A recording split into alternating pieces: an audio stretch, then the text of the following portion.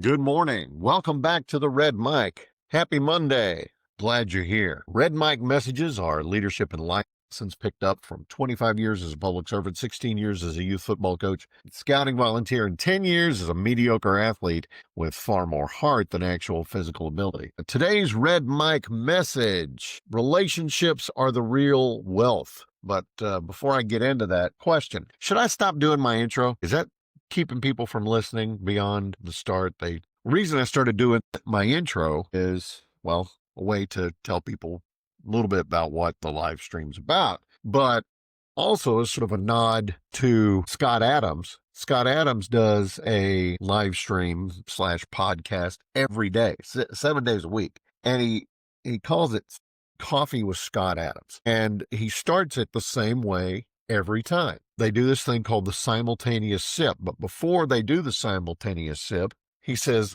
welcome to Coffee with Scott Adams. About to do the simultaneous sip. But in order to do that, all you need is a cup or a mug or a glass, a tanker, a chalice, a stein, a canteen, vessel, or flask, a vessel of any kind. Fill it with your favorite liquid. I like coffee. And join me now for the unparalleled pleasure, the dopamine hit of the day, the thing that makes everything better. It's called the simultaneous sip, and it happens now. And then everybody takes a drink at the same time. Now, the reason I wanted something simple, I like the repetitiveness. I like the branding, if you will. I was talking to a buddy this weekend. He was like, yeah, I've gotten through the first minute of yours maybe once or twice because I usually stop during your intro. Now, he was probably kidding, but it got me to thinking, should I stop doing the intro? So what do you think? Should I come up with something shorter? Is it the theme song that no one really wants anymore? That's the question. And if I stop doing it, are people going to complain or give me a hard time and say, hey, bring back the theme song? I can think of 3 or 4 series that had a theme song and then it stopped. And then they brought it back after a season because apparently people complained. Let me know. Let me know what you think. Should I stop doing my intro? Anyway, today's Red Mic message, talking about friends. Today's Red Mic message: relationships are the real wealth. It's not money. It's not titles. It's not possessions. It's relationships. I've had good jobs. I've had tough jobs. I've had seasons when the bank account looked fine and seasons when it didn't. But when you look back and you realize that what mattered most wasn't the money, wasn't what mattered more than any of that, people. My best friend in the world lives 7 hours away from me. That's not a quick cup of coffee or dropping by to watch the game. That's planning. That's effort. I actually reached out to him this past weekend. We were at the Texas Tech Texas exhibition game up in Round Rock. And while we were there, we saw that the Round Rock Express, they've got a 5-game home stretch the week of my birthday in April. So I texted him and said, hey, April 28th through May 1st, they're going to be here. And they're playing Oklahoma City. He lives in Oklahoma City. Said, y'all come up. We'll host you. We'll go to one of the games. We'll make a few days of it. Now, he's athletic director at a small college up there, and he also works in industrial safety. His training is actually in athletic training, but he's converted that into doing workplace consulting on movement and safety and stretching and all of those things related to the mechanical functions of the body. But again, he's got 2 jobs. He's also the athletic director at a college. And he said, I'll have to check our spring schedules and everything to see what it looks like. And that's understandable. I get that.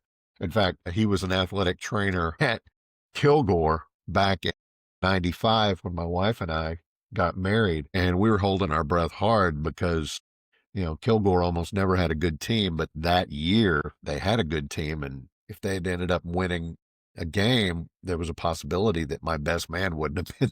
So he and his family, they've had to schedule life around athletics for a long time. If it happens that he can come up, great, or come down, great. If not, we understand. So the things that we've got to do to plan in order to, see each other, see our families, all of that, it makes it more valuable when we do get together. Sometimes friendship shows up in smaller, everyday ways. A friend of mine, former boss, he goes to estate sales all the time.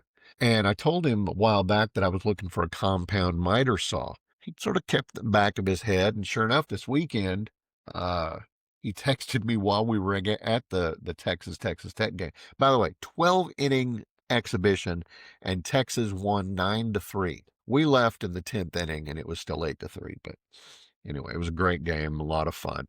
My buddy, he went to an estate sale, and he texted me during the game. He said, "I found one, $40. What do you say?" I was like, "Grab it, sure." And it's not about money. In fact, when I tried to pay him, he was like, "Hey, you can just get me the next couple of times we'll go to lunch." Okay. All right. That's thinking about somebody when they're not even there. Is this friendship? Thank you, Joey. I think so. That's wealth you can't put a price tag on. And he's always had my back throughout. He hasn't been my boss in 25 years, give or take. And he's still got my back. I've still got his. And that won't change, I don't think. And then, of course, there's my buddy Scooter. Scooter, you've heard me talk about that story about the bottle of bourbon and all of that. Daily reminder. That's why I say it at the end of this live stream, life is short, drink the bourbon, because the bourbon wasn't the point. The friendship was, the relationship was, and that bottle's still over there. Still got some of it in it. You can't wait for that perfect moment. You can't keep putting off the people who matter most. You've got to call, you've got to text, you've got to visit, you've got to laugh with them, you got to cry with them. My buddy in Oklahoma City, he and his family came to my mom and my dad's funeral. I went to his dad's funeral. We drove 7 hours to go to his daughter's graduation party. That's just what you do. You make the time for the relationships that matter. We spend so much time chasing wealth, chasing comfort, chasing stability. And yeah, the world is measured largely in dollars and cents, but the real wealth sometimes is just sitting across the table from you at lunch. It's hearing your friend's voice on the phone, or knowing that the people who matter will show up for you when it counts. Frank Capra, It's a Wonderful Life. No man is a failure who has friends. So let me leave you with this today.